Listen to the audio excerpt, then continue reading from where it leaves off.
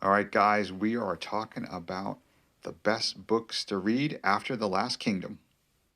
Hey, what is up, everybody? It's Blair with Tech Writer EDC, and today I'm talking about books. Yes, besides machetes and backpacking and pocket knives, I enjoy reading. I'm a voracious reader, or I rather should say audiobook listener. I listen to a ton of audiobooks from Audible when I run. I'm on a running streak, and so I try to run every single day. And listening to awesome adventure books keeps me motivated and out on the road for a couple more miles. So I recently did a blog post on the website about what to read after The Last Kingdom. So if you watch the Netflix show about Uhtred, son of Uhtred of Bebbanburg, just a very cool show. And of course, as in all this stuff, the book is 10 times better. And in fact, I'm sure they didn't realize how successful the Netflix show would be because the Netflix show just goes so fast through the first couple books. Phenomenal. But let's talk about what you should read after you just watched the Netflix Last Kingdom, or you read the book series by Bernard Cornwell. And in my blog post, I had talked about what you should read, and I focused on several Richard Sharp books. And so this is also by Bernard Cornwell, and it follows the adventure of Richard Sharp, who takes the King's Coin and joins the British Army and fights his way around half the globe during the Napoleonic Wars. And it starts off when he first joins, and the books were written over like 20 years.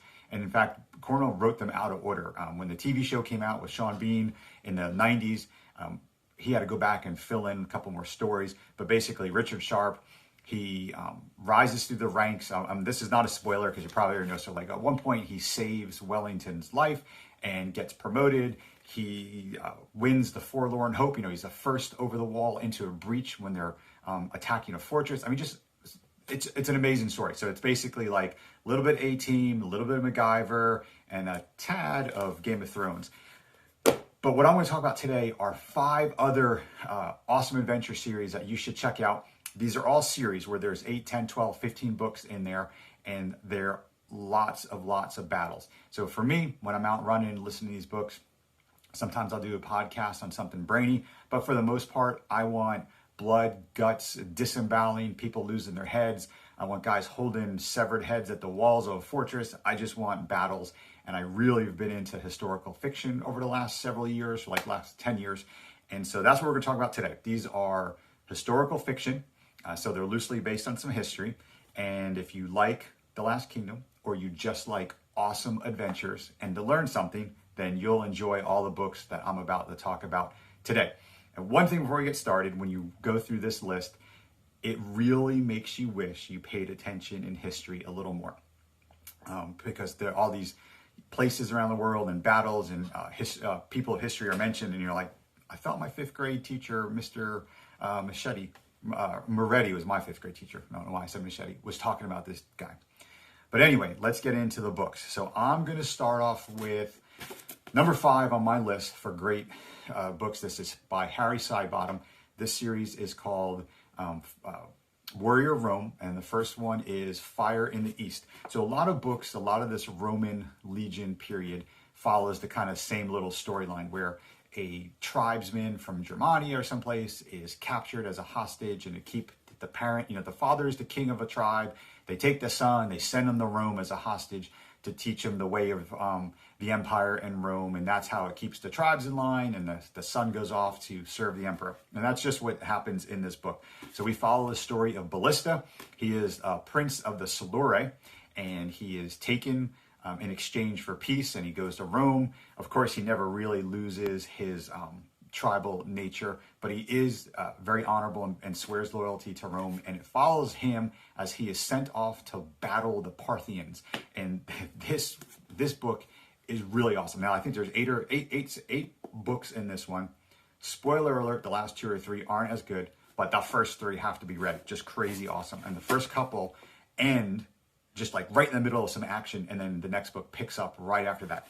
So if you like really interesting characters and just, lots of violence and blood and gore, you're going to like this, and then actually every book on the list. So Fire in the East, Harry Sidebottom, follows the adventures of Ballista. And yes, I know Ballista is a catapult, but that's his name in the book. All right, let's stay with the Roman legionaries. We are talking about Under the Eagle. So this is a series of books. This one, had to double check the author real quick, Simon Scarrow. So he writes this adventure of Macro and Cato. These are two guys. Macro is a centurion in the Roman legions, and Cato joins, and he rises through the ranks, and it's a story about them basically, when you go through history of all these battles in Rome, I mean, they're involved in everything. So it's kind of like almost a little Forrest Gump, but it's really cool. So the underlying story of this plot is he is sent off to go in the legions, and his whole family is surrounded in this intrigue with the emperor, and his parents are murdered, and his sister, people are murdered and hidden from him, and he doesn't really know a lot about why, and he's sent all over to fight and have a battle. Now again, I listened to all these books, and so Jonathan Keeble is the narrator on this one if you want to listen to it. Dude does an awesome job reading. Not the greatest women's voices, but he's really good on all the rest. So very exciting book, really awesome to listen to. What's cool, 13 or 14 books in this series too. So the only little spoiler when you have that, and they've been written a long time ago, is that they get in all these harrowing little adventures, but they don't die, because there's like 6 or 7 more books to go. So that's the only bad thing about that. But how they get out of all these adventures is really cool. They fight pirates. They're in typhoon comes and wipes out the island of Crete at one of the books, and they're only sole survivors. Ship battles, sea battles, just awesome. So Simon Scarrow, Eagles of the Empire. It's just an awesome series there, and you'll enjoy that one. Okay, number 3. Let's go over to some Vikings. Fingal, and this is by James L. Nelson, and it's a little different take on some Vikings. So this book follows Thorgrim Nightwolf, who goes a Viking with his son Harold and his father-in-law, and they find their way and make their way to Scotland and basically get stuck there. So Scotland is not the most richest place for a Viking to go raiding, but their ship crashes there. They get stuck there, and they get involved in all these little minor kingdoms and these battles. And the little king wants to hire them to fight the other little king, and they don't speak any English or Scottish at this point, so there's a language barrier. And the son falls in love with this little Scottish girl, so he learns how to speak it, and he's the only one that can interpret. It's just really cool. They pick up along the way all these different characters. They go over with some men, but then when they're over there, they lose some men in battles, and they're just very interesting, very well narrated if you want to listen to anything on a audiobook. But James L. Nelson, and this one's called Fingal. 8 books so far in the series. I cannot wait for number 9 to come out. And again, if you just like intrigue, adventure, but most of all, someone taking a seax and jabbing it into someone's gut in a shield wall, as I do, this is for you. Really cool character development. Love the story. Further on down the books, you start to hear the backstory of what goes on, where they're from across the sea. They also pick up a French guy along the way, and they help him retake his family property that's in France. He was banished. Just very cool story. James Nelson did a really great job of weaving all these characters through. One of my favorite. The book series got just way better as you get into them. The first one took a lot of character development and backstory, but very, very cool. It's a really great adventure. Totally recommend this one. So Fingal, James L. Nelson. All right, so that's down to, we got 2 to go for my 5 books, What You Should Read After the Last Kingdom, Part 2. And both of these books are absolutely amazing. In fact, if you're honest with yourself, they'll make you cry. I don't care how tough of a guy you are. So let's talk about Angus Donald and Outlaw.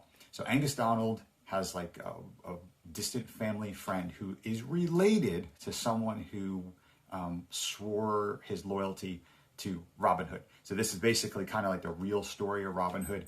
And of all the book series and of everything I've read over the years, this is definitely like my top 3 favorite series. It just is phenomenal.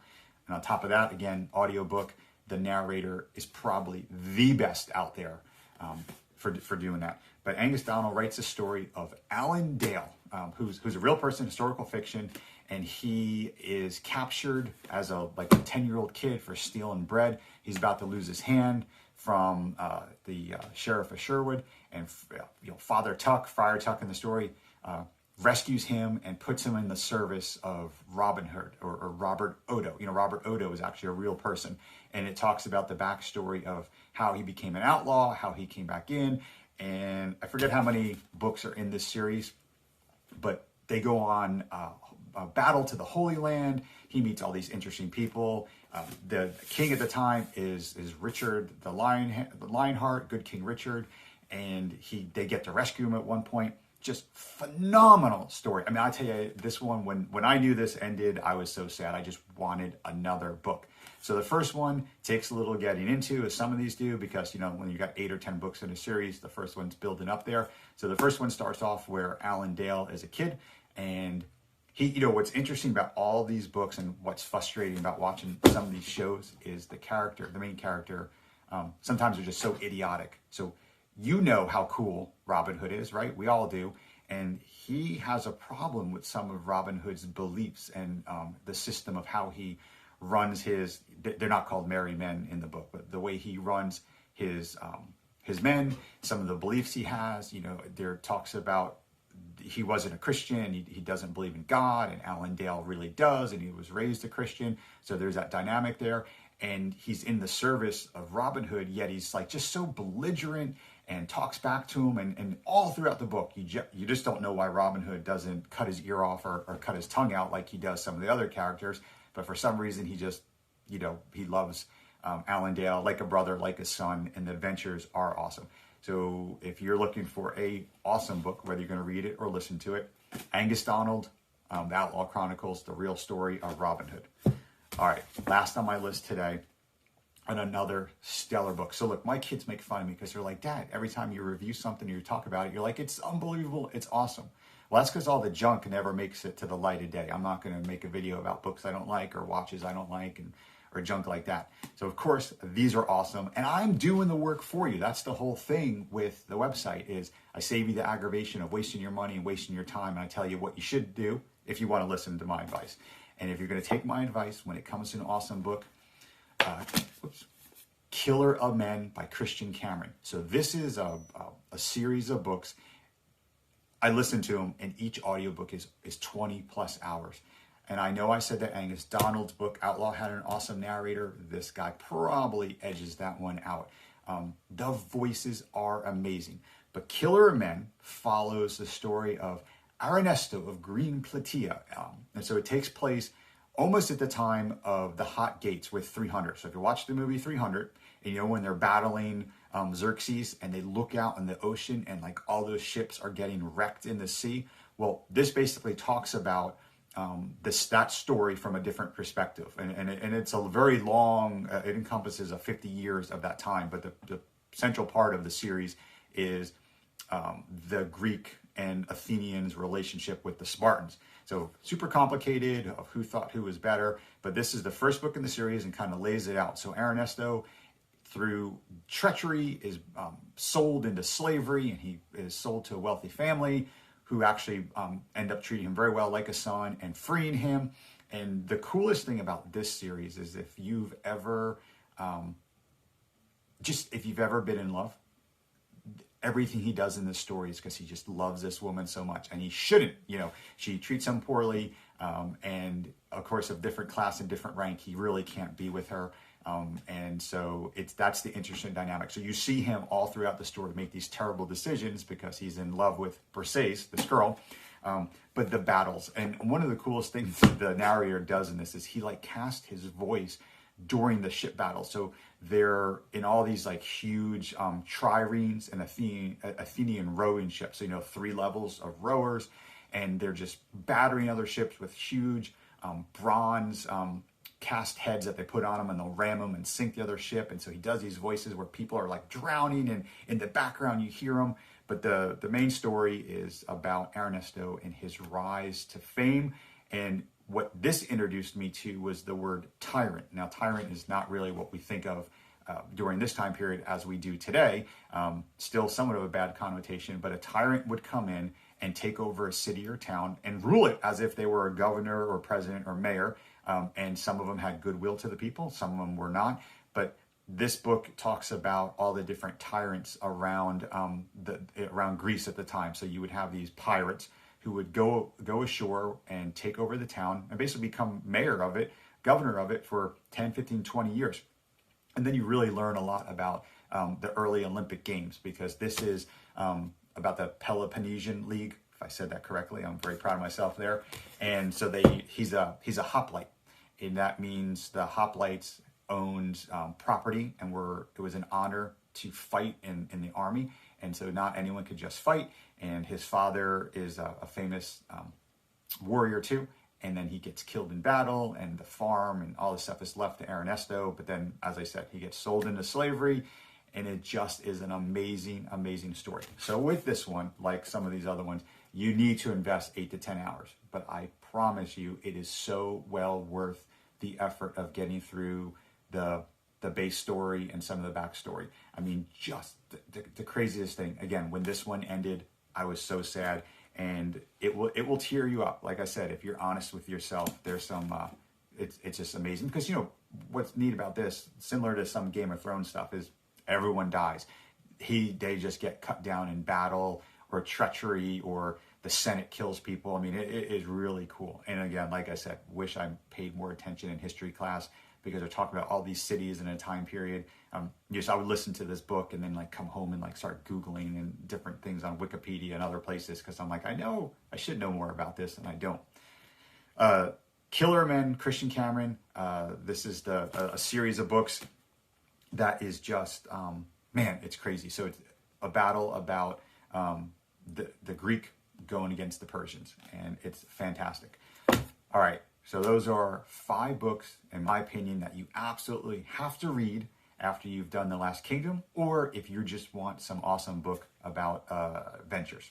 Cool. All right, guys, I hope you enjoyed a little different type of video today. Definitely will be doing some more book reviews after some of your comments, and I will see you guys later.